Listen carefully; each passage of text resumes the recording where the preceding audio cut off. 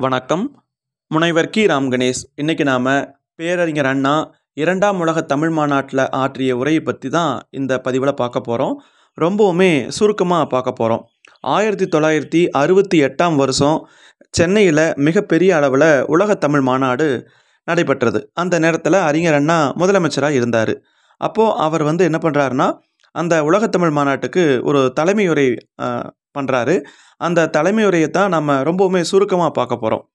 அவருடைய உரை எப்படி தொடங்குது அப்படின்னு பார்த்தா, அந்த அந்த காலகட்டம், அந்த 1968ல் அப்போ இருந்த அந்த குடியரசுத் தலைவரை பற்றி, ஆளுநர், அப்போ அந்த மாநாட்டுக்கு யார் யாரெல்லாம் வந்திருந்தாங்களோ அவங்கள பற்றியெல்லாம் வழக்கமாக நம்ம தொடங்கி பேசுவோம் இல்லையா, அந்த மாதிரி தொடங்கி பேசுகிறார். மதிப்புமிக்க இந்திய குடியரசுத் தலைவர் அவர்களே, தமிழகத்தினுடைய ஆளுநர் அவர்களே, அமைச்சர் பெருமக்களே, முன்னாள் முதலமைச்சர் பக்தவச்சலனார் அவர்களே, அகில இந்திய காங்கிரஸ் தலைவர் காமராஜர் அவர்களே, பெரியோர்களே, தாய்மார்களே, நண்பர்களே, இப்படியாக அவருடைய உரையை தொடங்குறாரு. அதுக்கப்புறம் இன்னொரு சொல்கிறாரு, தலைமையுரை அப்படிங்கிறது வழக்கமாக மாநாடுகளில் பேசப்படுவது மாதிரி பெரிய அளவில் இருக்கும் அப்படின்னு நீங்கள் நினைக்க வேண்டாம். ஏன்னா நாளையிலிருந்து தான் மிகப்பெரிய அளவிலேயே மாநாடு நடக்க போகுது. உலகத்தில் பல்வேறு நாடுகளில் தமிழ் மொழியை ஆராய்ச்சி பண்ணக்கூடிய வல்லவர்கள், அப்புறம் தமிழினுடைய வரலாற்று நுணுக்கங்களை எல்லாம் அறிந்த பெருமக்கள் எல்லாம் நாளைக்கு வர்றாங்க. அதே மாதிரி பல்கலைக்கழகங்களில் பணியாற்றக்கூடிய பேராசிரியர்கள் நாளைய தினத்திலிருந்து கருத்தரங்கத்தை நடத்தி, அந்த கருத்தரங்கத்து வாயிலாக நம்முடைய தமிழ் மொழியுடைய நுணுக்கங்கள், அதனுடைய அருமை பெருமைகள், தமிழ் மொழிக்கும் உலகத்தில் உள்ள மற்ற மொழிகளுக்கும் உள்ள தொடர்பு, அதை பற்றியெல்லாம் பேச போகிறாங்க. பிற மொழிகளுக்கெல்லாம் தமிழ் மொழி எப்படி தன்னுடைய துணையை தந்திருக்குது அப்படிங்கிற ஆதாரங்களை பற்றியெல்லாம் நாளையிலிருந்து பேச போகிறாங்க அப்படிங்கிற செய்தி சொல்கிறார். அது மட்டும் இல்லாமல் நம்முடைய தமிழ் மொழியினுடைய ஏற்றத்திற்கும் வாழ்விற்கும் வளத்திற்கும் அந்த அவங்களுடைய கருத்துக்களெல்லாம் வளம் சேர்க்கும் அப்படின்னு சொல்லி சொல்கிறார். அதுக்கு அடுத்தபடி என்ன சொல்கிறாருன்னா, அந்த மாநாட்டுக்கு குடியரசுத் தலைவர் வந்தார் இல்லையா, அப்போ அவரை பற்றி கொஞ்சம் பேசுகிறார். ஜாகிர் ஹுசேன் அப்படிங்கிறவர் அந்த காலகட்டத்தில் நம்முடைய இந்திய குடியரசுத் தலைவராக இருந்திருக்கிறார். அவர் அந்த துவக்க விழாவினை நடத்தி கொடுத்ததற்கு ரொம்பவுமே கடமைப்பட்டிருக்கிறோம் அப்படிங்கிற மாதிரி சொல்கிறார். அவரை பற்றி சொல்லும்போது, எல்லாருடைய மனப்பான்மையும் நல்ல முறையில் நுணுகி ஆராய்ந்து, பிறகு சமநிலையான மனப்பான்மை நாட்டில் வளரணும் அப்படிங்கிற அக்கறை கொண்டவர் அப்படின்னு சொல்கிறாரு அந்த ஜாகிர் ஹுசேன். அது மட்டும் இல்லாமல் கற்றறிவாளரும், வித்தகரும், கலைத்துறையிலே வல்லவரும், தேசிய விடுதலை போராட்டத்துறையிலே தனக்கென ஒரு தனி இடத்தை பெற்றவரும், பல்கலைக்கழகத்தில் துணைவேந்தராக இருந்தவரும், இப்படியெல்லாம் சொல்லி அந்த ஜாகிர் ஹுசேனை பற்றி பெருமையாக சொல்கிறாரு. அந்த ஜாகிர் ஹுசேன் ஆகிய அந்த இந்திய குடியரசுத் தலைவர்கிட்ட, நீங்கள் எங்களுடைய மாநாட்டுக்கு வரணும் அப்படின்னு நான் கேட்டேன். அப்போ அவர் எங்கிட்ட என்ன சொன்னார் தெரியுமா, நான் தமிழ் மொழியினுடைய ஆராய்ச்சியில் அதிகமான ஈடுபாடு கொண்டவன் அல்ல, அப்படி இருக்கிற என்னை இதுக்கு கூப்பிட்றீங்க அப்படின்னு சொல்லி குடியரசுத் தலைவர் ஜாகிர் ஹுசேன் என்னை கேட்டார். நான் அவரை 2-3 வருஷமாக ராஜ்யசபையில் இருந்திருக்கக்கூடிய நேரத்தில் பார்த்துருக்கிறேன். அப்போ நான் அவர்கிட்ட பேசினேன், நீங்கள் தமிழ் மொழியை அறியாமல் இருக்கலாம், ஆனால் நம்முடைய நாட்டு கலாச்சாரத்தை பற்றி, மொழிநூல் வல்லமையை பற்றி, வரலாற்றை பற்றி ரொம்பவுமே நீங்கள் தெரிஞ்சிருக்கக்கூடிய ஒரு பெருமகன் எனக்கு நல்லாவே தெரியும். நீங்கள் இந்த மாநாட்டுக்கு வர்றது எங்களுக்கெல்லாம் ரொம்ப சந்தோஷமாக இருக்கும் அப்படின்னு சொல்லி சொன்னேன். அதுக்கு இவர் ஒத்துக்கிட்டார். அது மட்டும் இல்லாமல் எனக்கு எதுவுமே தெரியாதுன்னு சொன்னவர், அவர் அந்த ஒரு அரை மணி நேரத்தில் பார்த்தீங்கன்னா தமிழினுடைய வரலாற்று பற்றியும், எது தமக்கு புதிதென்று சொன்னாரோ அந்த திராவிட நாகரத்தை பற்றியும் என்னிடத்துல ரொம்ப நேரம் பேசிக்கிட்டு இருந்தார் அப்படிங்கிற செய்தி சொல்கிறாரு. அதுக்கப்புறம் என்ன சொல்கிறாருன்னா, நல்ல வேளையாக இந்திய குடியரசுக்கு தொடர்ந்து 2 கற்றறிவாளர்கள், 2 படித்தவங்க குடியரசுத் தலைவராக கிடச்சிருக்காங்க. டாக்டர் ராதாகிருஷ்ணன், அவரும் கல்வித்துறையில் வித்தகராக வல்லவராக இருந்தவர், கலாச்சாரத்துறையில் தேர்ச்சி பெற்றவராக இருந்தார். அவரை போலவே ஜாகிர் ஹுசேன் அவர்களும் மிகச்சிறந்த கல்விமான், கற்றறிவாளர், சிறந்த பண்பாடு மிக்கவராக இருக்கிறார் அப்படிங்கிற செய்தியை சொல்கிறாரு. அதுக்கப்புறம் டாக்டர் ஜாகிர் ஹுசேன் அவர்கள் இந்த மாநாட்டுக்கு திறப்பாளராக வந்தது மட்டுமில்லாமல், நம்முடைய தமிழகத்து சட்டமன்றத்தில் திருவள்ளுவருடைய திருவுருவப் படத்தையும் அவங்க துணைத் தலைவராக இருந்த நாள்லேயே திறந்து வச்சு தமிழகத்திற்கு பெருமை தந்திருக்கிறார் அப்படிங்கிற ஒரு கருத்தையும் அறிஞர் அண்ணா பதிவு பண்ணுறாரு. அதுக்கப்புறம் என்ன சொல்கிறாருன்னா, அப்படிப்பட்ட அந்த ஜாகிர் ஹுசேன் அவர்கள் தொடங்கி வைத்திருக்கக்கூடிய இந்த மாநாடு தமிழ் மொழி ஆராய்ச்சி துறையில் ஒரு நல்ல கட்டத்தை, ஒரு புதிய கட்டத்தை தரும் அப்படிங்கிறதுல எல்லளவும் சந்தேகம் கிடையாது. நாளை முதற்கொண்டு இந்த ஆராய்ச்சியில் ஈடுபட இருக்கக்கூடிய வித்தகர்கள் நம்முடைய தமிழ் மொழி செம்மையானது, வளம் மிக்கது, வலிமை மிக்கது, வாழ்வு பெற்றவது, மற்றவர்களை எல்லாம் வாழச் செய்வது, வேறு பல மொழிகளுக்கெல்லாம் தாயகமாக விளங்கியிருப்பது அப்படிங்கிற உண்மைகளை எல்லாம், பெரிய உண்மைகளை எல்லாம் ஆதாரத்தோட அவங்க எடுத்துக்காட்ட இருக்கிறாங்க. தமிழ் மொழியினுடைய அந்த மாண்புகள் தமிழகத்தோட மட்டுமல்லாம கீழ்த்திசை நாடுகள்லையும் பரவி இருந்ததுக்கு ஆதாரம், அதை போலவே உலகத்தில் உள்ள பல்வேறு நாடுகளிலேயும் தமிழ் கலாச்சார சின்னங்கள் இங்கும் அங்குமா இருப்பதையும் ஆராய்ச்சியாளர்கள் இன்றைய தினம் ஓரளவுக்கு அறிஞ்சிருக்கிறாங்க. அதை பெருமளவுக்கு அறியணும், அதை முழு அளவுக்கு தெரிஞ்சுக்கணும், உலகம் எல்லாம் ஏற்றுக்கூடிய அளவில் புரிய வைக்கணும் என்ற முறையில் நம்முடைய நண்பர்கள் நடத்தி கொண்டு வருகின்ற பல நாடுகளை சார்ந்தவர்கள், தமிழ் ஆராய்ச்சியாளர்கள் வைத்திருக்கின்ற ஒரு பெரும் மன்றத்தின் சார்பில் தான் இந்த மாநாடு நடக்குது அப்படிங்கிற கருத்தை இங்கே குறிப்பிடுறார். நம்முடைய நண்பர்கள்லாம் முன்னாடியே குறிப்பிட்ட மாதிரி முதல் ஆராய்ச்சி மாநாடு மலேசிய நாட்டிலையும், 2வது மாநாடு சென்னை நகரத்திலையும் நடந்திருக்கு. காமராஜர் அவர்கள் சொன்னபடி முதல் மாநாட்டையே கூட நாம் நடத்தியிருக்க வேண்டும். ஆனால் என்ன காரணத்தினாலும் அவங்க முந்திக்கிட்டாங்க. நாம் 2வது மாநாட்டை தான் நடத்துகிறோம் அப்படின்னு சொன்னாங்க. எப்பொழுதுமே நம்முடைய தமிழ்நாட்டில் அண்ணன் கொஞ்சம் அக்கறையற்று இருந்தாலும் தம்பி மிகுந்த அக்கறையாக இருக்கிற மாதிரி நம்முடைய தமிழ் பண்பாட்டோடைய வழி வந்தது.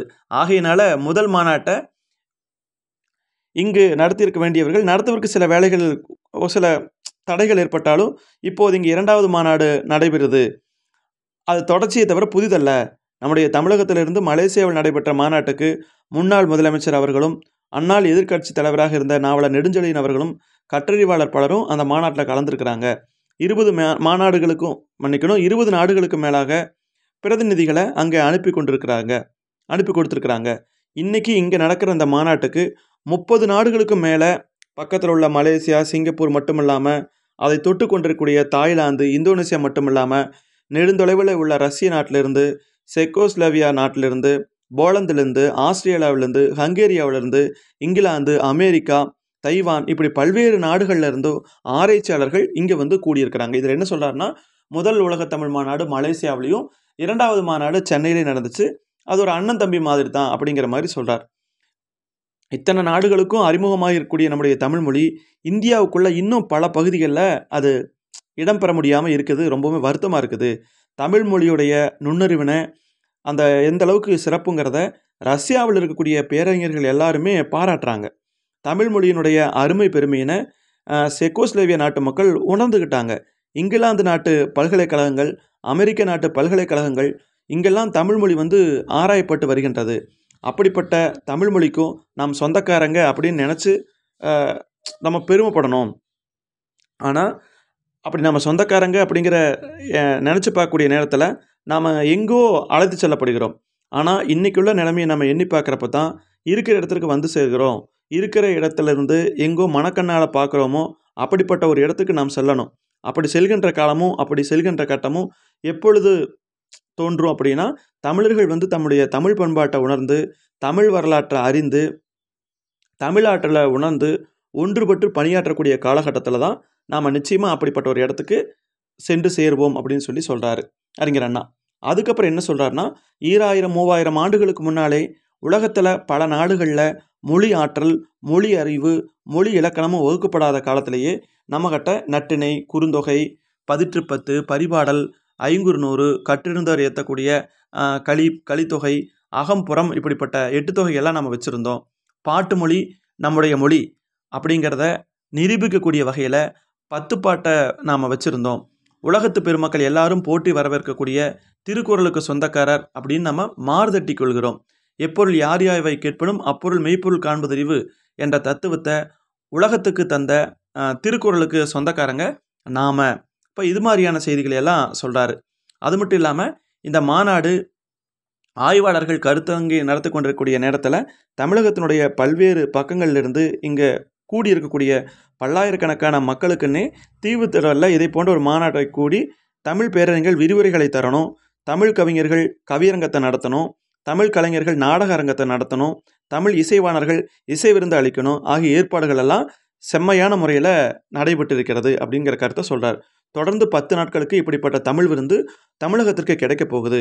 இதன் மூலமாக புதிய உற்சாகத்தையும், புதிய நம்பிக்கையையும், புதிய உறுதியையும் தமிழின மக்கள் பெறுவார்கள் அப்படிங்கிறதுல எந்தவித சந்தேகமும் இல்லை.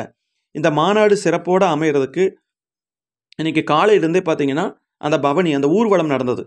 அது நல்ல முறையில் அமைந்திருக்கு. அதுக்கு ஏற்பாடு செய்து கொடுத்த தம்பி கருணாநிதிக்கு வணக்கம் செலுத்துகிறாரு அறிஞர் அண்ணா.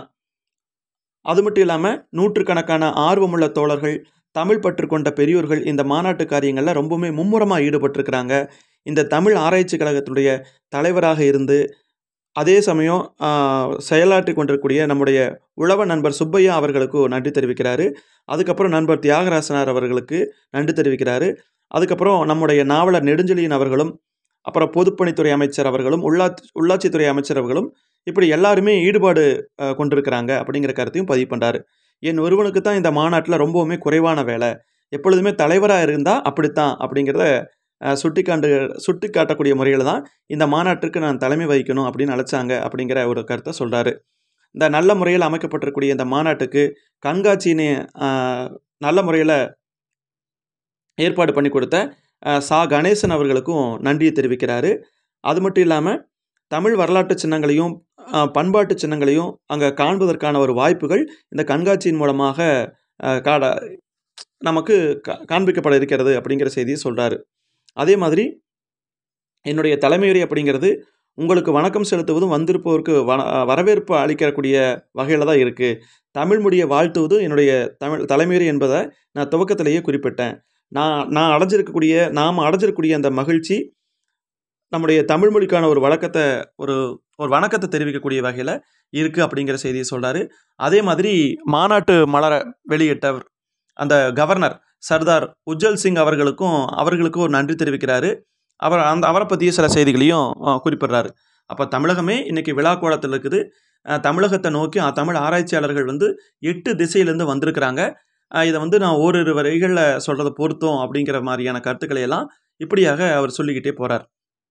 அப்போ தமிழும் தமிழ்நாடும் எந்த அளவுக்கு சிறந்தது அப்படிங்கிறத இந்த மாநாட்டு மூலமாக அறிஞர் அண்ணா